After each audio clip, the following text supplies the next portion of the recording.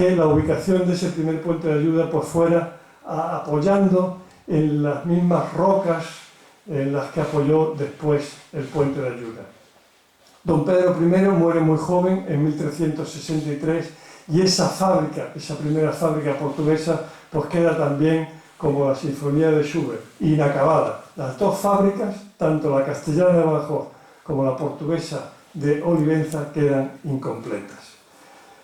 ¿Por qué no se pueden continuar esos puentes? Pues bueno, pues repito, como estamos en un público que conoce la historia de Badajoz, en la mente de todos ustedes pues están todas las crisis del siglo XIV y del siglo XV, las dos guerras civiles en Castilla, las crisis dinásticas en Portugal, las guerras contra Portugal, Aljubarrota, después la batalla de Toro, la batalla de la Albuera de Mérida, la crisis demográfica que provoca la misma peste negra, etcétera, etcétera, etcétera.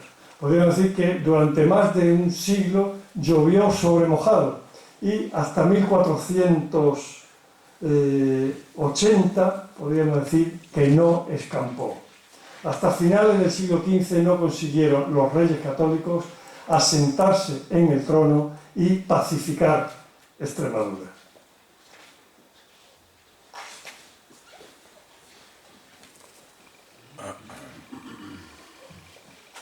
Bueno, pues llegados a este punto, yo creo que estamos ya en condiciones o podemos responder las dos preguntas iniciales del título de esta charla. ¿Cuándo se inició el Puente de Palmas? Pues desde luego no en la segunda mitad del siglo XV, no en 1460, sino en la primera mitad del siglo anterior, más exactamente entre 1325 y 1350. ¿Qué rey promovió su construcción? Pues desde luego no Enrique IV de Trastámara, apellidado, apodado el Impotente, sino Alfonso XI de Borgoña, el Justiciero. Y nos queda la tercera pregunta, que es la más difícil. Alberto recordaba en su presentación que desde luego el historiador no puede limitarse a describir, no puede limitarse a contar, a narrar. El historiador tiene que esforzarse también por explicar, por interpretar. Ortega se decía, hay que pensar lo visto. Y hoy día, no sé, hay muchos libros que lee uno muy detallados, con mucho acopio de datos, muy bien documentados, con muchas referencias, pero al final nos queda una especie de sensación de vacío, es decir, bueno, ¿y todo esto? ¿Por qué? ¿Por qué? Bueno, pues esa es la pregunta difícil. ¿Cuál fue el motivo, la razón principal de la construcción del Puente de Palmas? Un puente nunca se construye por un solo motivo. Un puente es como un acorde musical.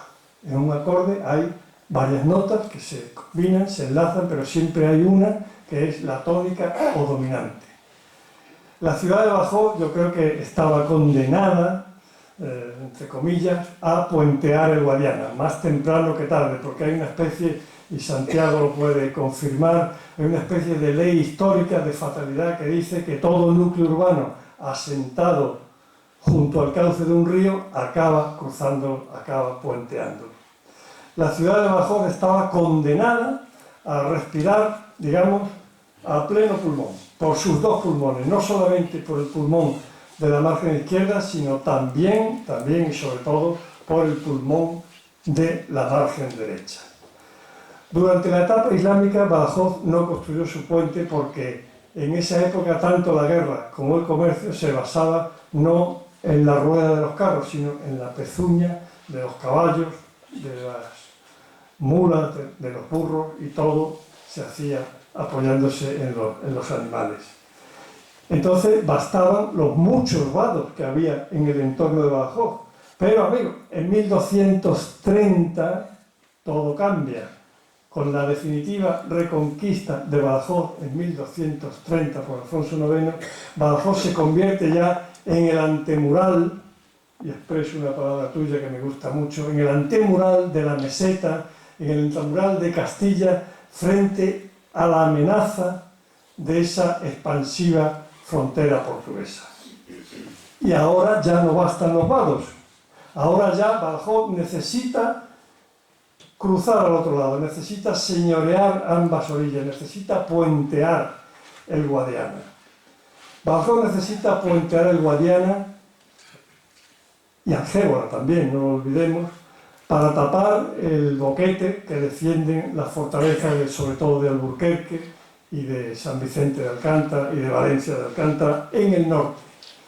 Y en el sur, Alberto en su presentación ha hecho referencia a la situación en el sur. Alfonso el Sabio había fracasado en su intento por contener a los portugueses al otro lado del Guadiana, en el Bajo Guadiana.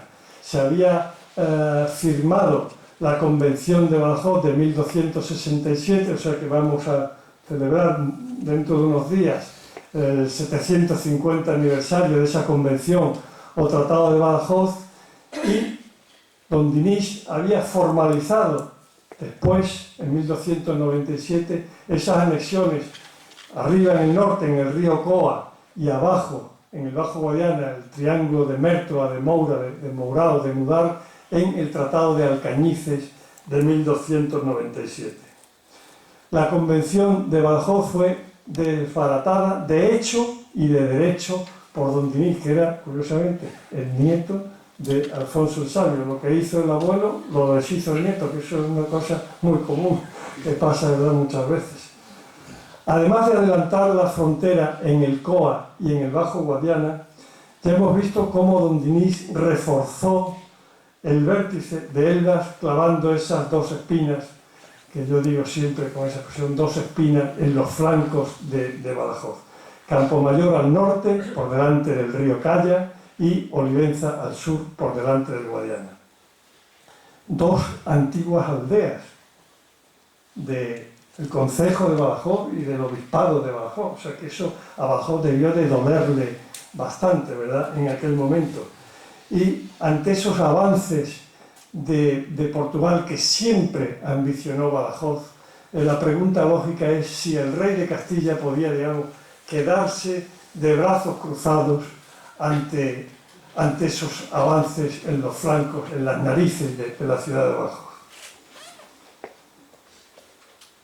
Voy a decir una obviedad, pero creo que soy el primero en decirla. De la misma manera que no se puede comprender las fortificaciones de Badajoz sin las de Elvas, y se ha repetido mucho, de la misma manera que no se puede comprender el fuerte de San Cristóbal sin el fuerte de Lipe, pues tampoco se puede comprender el puente de Ayuda sin el puente de Palmas, o al contrario. Ni uno ni otro se pueden analizar aisladamente, monográficamente, separadamente. El historiador que pretenda estudiar monográficamente esos puentes, pues necesariamente acabará teniendo que abrir el objetivo de su cámara y enfocarlos a los dos. Tendrá que estudiar uno y otro, tendrá, como dice Alberto, que leer los dos libros. Y esa es la experiencia que yo quiero compartir con todos ustedes aquí esta noche. Después de dedicarle una amplia monografía al puente de Ayuda, pues me vi obligado para cerrar el tema, a dedicarle un estudio comparativo a ambos puentes que ha sido editado gracias a la generosidad de la Diputación de Badajoz y más concretamente a Antonieta Benítez, que no ha podido venir, pero a la que yo quiero aquí expresar públicamente mi gratitud. La única manera de comprender el porqué del primer puente de Palma es relacionarlo dialécticamente con esa realidad que es la frontera portuguesa, con la Convención de Badajoz de 1267, con el Tratado de Alcañices de 1297, con el primer puente de Ayuda. Ambos puentes, que están encadenados, enlazados, forman una especie de par dialéctico. Son puentes que están en lucha. Hay una frase muy bonita de Hegel que dice: los que luchan se abrazan. La perspicacia del filósofo dialéctico, ¿verdad? Palmas y Ayuda, protagonista y antagonista, son dos puentes que están enlazados dramáticamente sobre el cauce de una misma rivalidad. Es una palabra cuya etimología nos remite a ribum. Rivalidad viene de ribum, que es lo que se dio aquí entre Badajoz y Elvas, entre Badajoz y Olivenza, entre Castilla y Portugal. Y eso lo explica casi todo.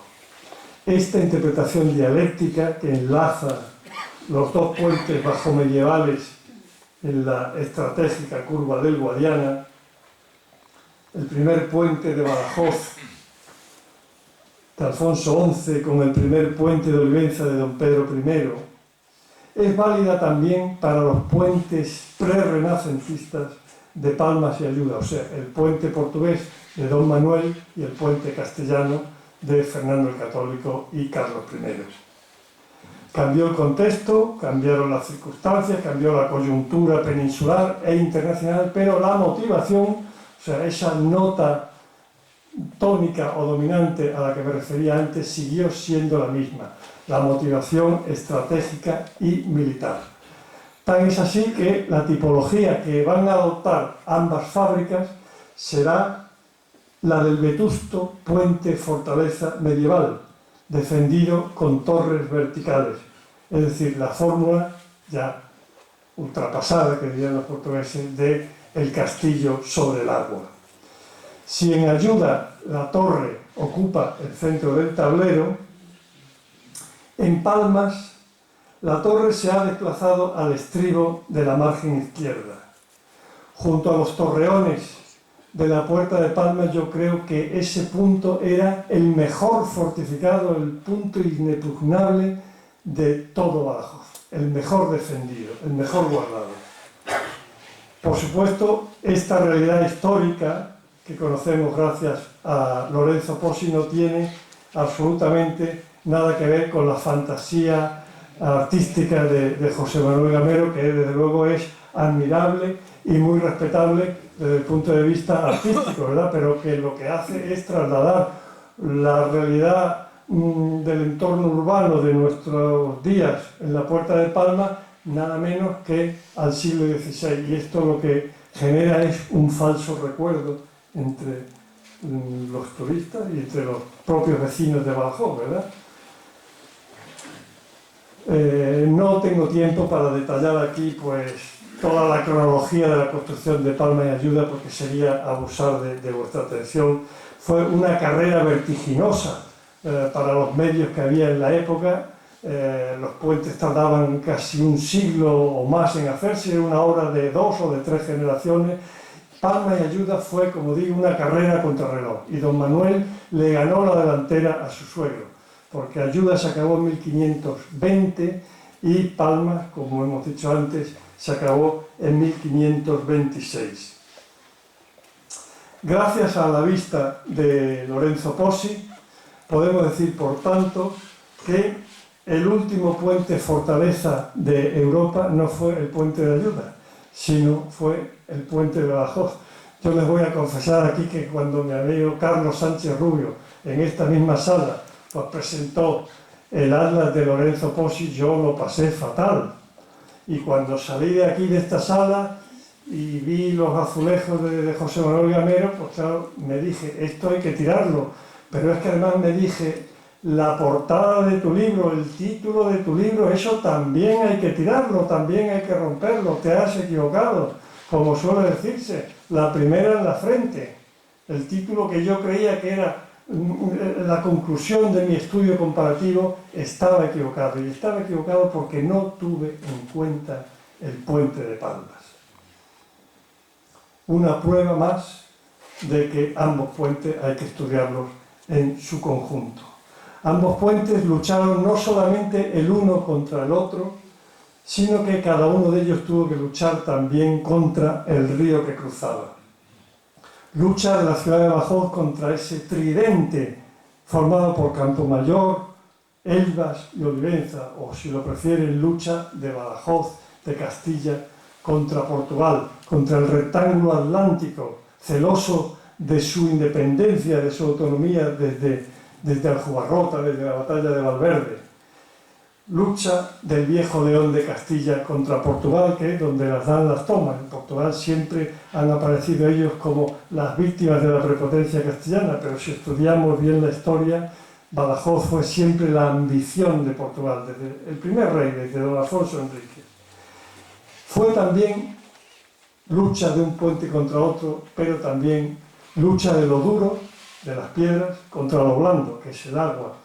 Lucha del hombre contra la naturaleza, lucha del ingenium, del arte, contra la fuerza de las riadas del Guadiana. Una doble lucha en la que Palmas, el puente urbano, el puente arropado por la ciudad, pues resultó, como no podía ser de otra manera, victorioso sobre el puente de ayuda, el puente rural, el puente aislado, al que no consintieron hacer una fortaleza para defenderlo. Esto es la idea que he querido reflejar en la cubierta del libro, en la cual colaboró mi amigo y pariente Gil, una idea que creo que es sencilla. El baluarte de la edad moderna derrota a la torre vertical de la Edad Media, como no podía ser de otra manera. Pero el vencedor último de esa lucha, que fue el puente de Palmas, el mejor adaptado a la pirobalística, pues fue a su vez derrotado de manera recurrente por la fuerza de un enemigo obstinado y, podríamos decir, invencible, que es el río Guadiana, las riadas del Guadiana. La historia del puente de Palmas, y Alberto lo subraya en su libro, no es solamente la historia de la fábrica en sí, sino de la lucha contra el río, sobre todo de la lucha del puente contra el río. Al primer puente medieval de Alfonso XI, no sabemos quién fue su pontífice, sucedió el segundo puente prerrenacentista de Fernando el Católico y Carlos V. A este segundo puente de Palmas, obra del maestro Pedro de Larrea, la riada de 1545 le arrancó 3 ojos. Hubo que reparar los daños y levantar un tercer puente en 1594, que fue obra del maestro Andrés de Arenas, que tiene esculpido su nombre en la portada de la iglesia de Santa María del Castillo de Olivenza. A este tercer puente, la riada de 1603 le arrancó nada menos que 18 arcos. Hubo que levantar un cuarto puente en 1620, que fue obra de los maestros transmeranos de Cantabria, Juan de Haro y Antonio del Arta, que en ese momento pues dominaban la construcción de los puentes en toda Castilla.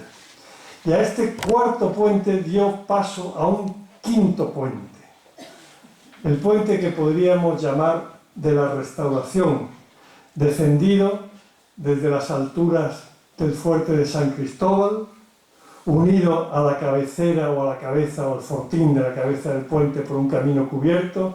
En este primer plano de Badajoz todavía no estaba hecho, y que tenía un rastrillo también en mitad del tablero.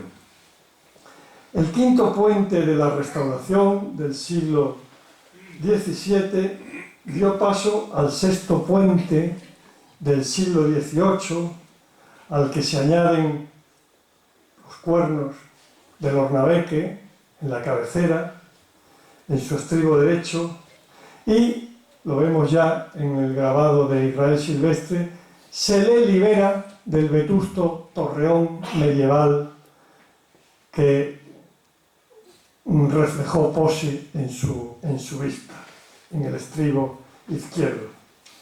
El sexto puente del siglo XVIII dio paso al séptimo puente del siglo XIX, el puente que recoge el álbum de Labor, el puente que dibuja también los ingleses, el puente que respetan los dos contendientes de la Guerra de la Independencia, porque a ninguno de los contendientes pues, en realidad le interesaba destruirlo.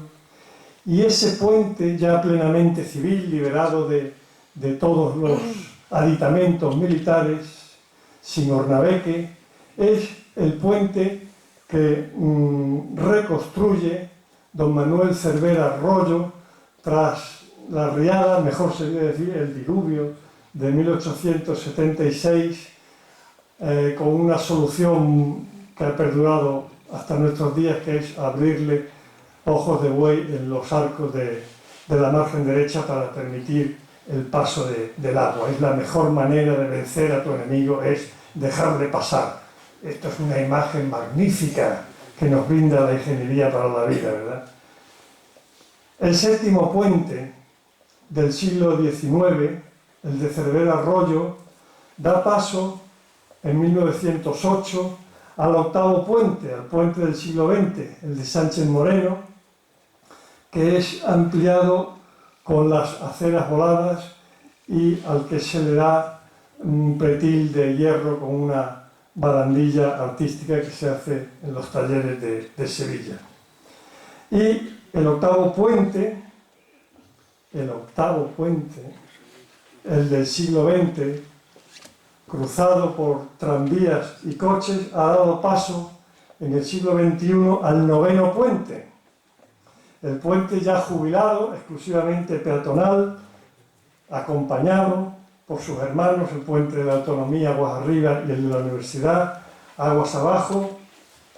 El puente al que se cortaron los árboles en el 94 y al que se le aplicó el serrucho, como decía mi amigo Juan Carlos, en el 2000 y el 2001, cortándole los brazos. Hay que personalizar cuando se habla de ese atentado. Y paradójicamente, después de cortarle los árboles y de cortarle los brazos, le devolvemos la cabeza, le devolvemos los cuernos, le devolvemos el Ornabeque, ¿verdad? El puente, con parte de sus orillas convertidas en el más espacioso y en el más amplio parque de Badajoz, pero al que seguimos ignorando su cronología más elemental y al que seguimos con saña todavía metiéndole el dedo en el ojo por uno de sus arcos más antiguos. Incluso hay quien se ensaña con las pintadas, ¿verdad?, sobre el monumento, que es una cosa que es verdaderamente triste. De todo lo dicho, que cada uno saque sus propias conclusiones. Yo, para acabar ya, quisiera destacar solamente una. Podemos responder la pregunta: ¿cuándo se inició el puente de Palma? Entre 1325 y 1350. Podemos responder la pregunta: ¿qué rey promovió su construcción? Alfonso XI de Castilla, el Justiciero. Pero si hemos hecho una interpretación dialéctica del monumento, lo que no podemos es dar una respuesta de catecismo como la de don Joaquín Romero Morera a la pregunta de ¿por qué se construyó el puente de Palma? Esa es una pregunta genérica que el otro día, hablando con Mario de la librería 100 Cañones, me decía: pero Alfonso, ¿de qué época data el puente de Palma? Claro, es la pregunta lógica que todo el mundo se hace, ¿verdad? Pero esa pregunta no tiene una respuesta sencilla. Porque el puente de Palmas, como fábrica unitaria e inalterada a lo largo del tiempo de los siglos, no existe. No ha existido nunca. Lo único que históricamente han existido son sucesivos puentes de Palma. Yo, resumiendo mucho, he contado 9. Podrían ser más si afináramos el análisis. Cada época fue dejando su huella en cada uno de esos puentes. El puente de Palma no es de ninguna época en particular, de ningún reinado en particular, ni de ningún pontífice en particular. Es una síntesis de diversas épocas, de diversos reinados, de diversos pontífices, de muchas manos que hay puestas en él. Es un ser vivo necesario, alguien que se levantó de sus ruinas todas las veces que cayó porque era necesario, no era un lujo, una cosa gratuita para la ciudad.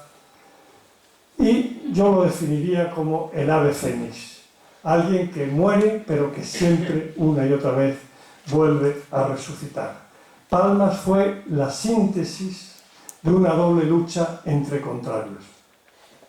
La lucha de Badajoz, como he dicho, contra el tridente de Campomayor, Elvas y Badajoz, la lucha de Castilla contra Portugal, la lucha, si quieren, de la meseta contra el océano, que aquí en Badajoz tenía en la raya esa especie de falla geoestratégica, y la lucha también del puente con el río, la lucha inevitable de toda fábrica, de toda obra de ingeniería con la naturaleza. Heráclito, el padre de la dialéctica, decía: panta rei, todo fluye, nunca nos bañamos dos veces en el mismo río. Y parafraseando al padre de la dialéctica, yo creo que podríamos decir que los vecinos de Badajoz, además de que no se bañaron dos veces en el mismo Guadiana, tampoco cruzaron dos veces el mismo puente. Es mi conclusión, ya digo, cada uno de ustedes pues puede sacar sus conclusiones particulares, porque de aquí pues se han dicho muchas cosas, ¿verdad? No les canso más, muchas gracias por su atención, y si es oportuno, que dada la hora que es, que son ya las 9:20, un poquito tarde y mañana hay que trabajar, si hay valientes que quieran quedarse para mantener un pequeño coloquio, pues yo con mucho gusto, encantado de poder responder las preguntas que me quieren hacer. Muchas gracias.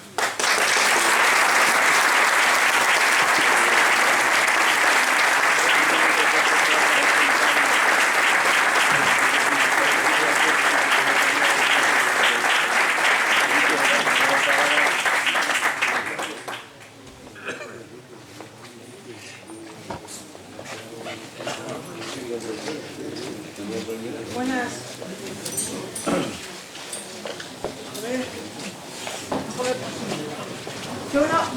A mí me ha gustado mucho la presentación del señor Luis Alfonso. Me ha gustado mucho esta ponencia porque yo soy graduado de Historia por la Universidad de Extremadura. A mí de todo lo que has contado, una cosa que me ha llamado mucho la atención, una cosa...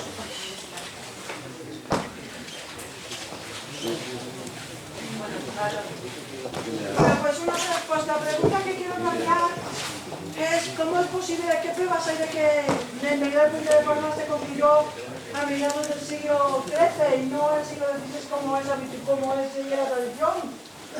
Porque según tú se construyó el puente de Palma desde 1930.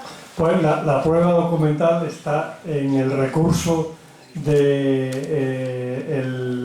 Ayuntamiento de Badajoz, la respuesta que le dan los Reyes Católicos, que le dice: ya mi antepasado, el rey don Alonso, hizo los 5 arcos que estaban en el lecho del río y 3 que habían quedado fuera. Si los Reyes Católicos dicen eso, es porque esos arcos, esa fábrica inacabada, pues estaba ahí. Y esos arcos a medio hacer fueron el estímulo que tuvo Badajoz para completar la obra, y el estímulo que tuvo también el rey don Manuel I de Portugal para adelantarse a Pontear el Guadiana y empezar o acabar el primer puente de ayuda. La prueba documental la tenemos en el documento de 1504, cuando se dice nuestro antepasado, el rey don Alonso, yo de todas maneras también quiero hacer una invitación a los medievalistas para que investiguen la documentación del reinado de Alfonso XI y busquen más pruebas documentales que confirmen la construcción de esa fábrica estimulada y espoleada por la guerra que tienen Alfonso XI de Castilla con don Alfonso IV de Portugal entre los años 1336 y 39, aunque los estímulos, como he dicho, para la construcción del puente pues venían ya desde muy atrás. Sí, pero ¿y cómo es posible que esa fábrica que hubo ya en la mediados del siglo XIII acá no se concluyó? Pues a partir de 1350, pues la peste negra, que arrastra por toda Europa, provoca no solamente una crisis económica, sino demográfica muy grande. En Castilla hay 2 crisis dinásticas que provocan 2 guerras civiles. hay dos guerras, primero el intento de Castilla de absorber a Portugal, después el intento de Portugal de absorber y de provocar la unión con Castilla, ambas fracasadas. El siglo XV es un siglo de destrucción, de guerra, de despoblación, de miseria, y en ese contexto pues era imposible, desde luego, que se hicieran los puentes. Los puentes necesitan una época de paz, de prosperidad, de estabilidad, y vemos cómo Badajoz en 40 años y en muy pocos años, gracias a la democracia y a la integración en Europa, pues Badajoz ha podido dotarse con 2 puentes. Lo he dicho al principio, en 40 años Badajoz tiene 4 puentes y en 4 siglos 1. Los puentes necesitan la paz, la estabilidad, el progreso para ser construidos, porque son obras muy ambiciosas. No se puede hacer un puente en 1460, como no se puede hacer el AVE en 2017. Un puente en la Edad Media era la fábrica más ambiciosa que se podía hacer, era como el AVE de nuestros días.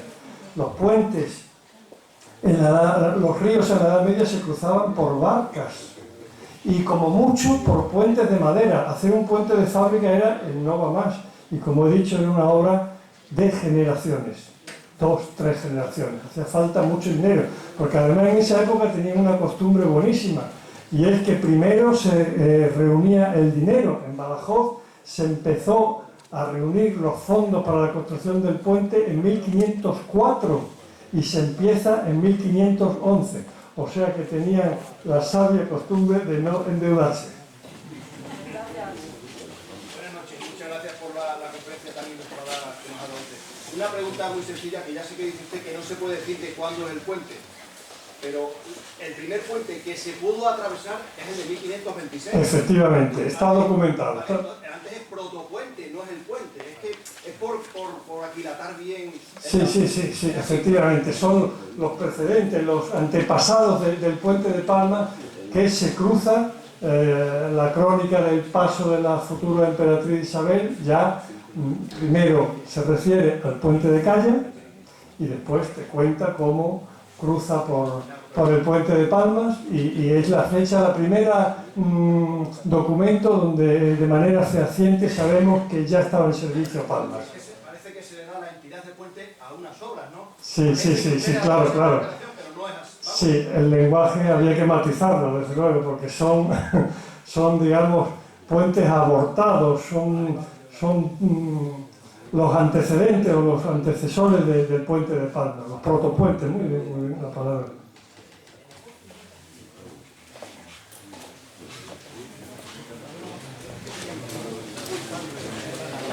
Bueno, pues muchas gracias de nuevo por su atención y su presencia.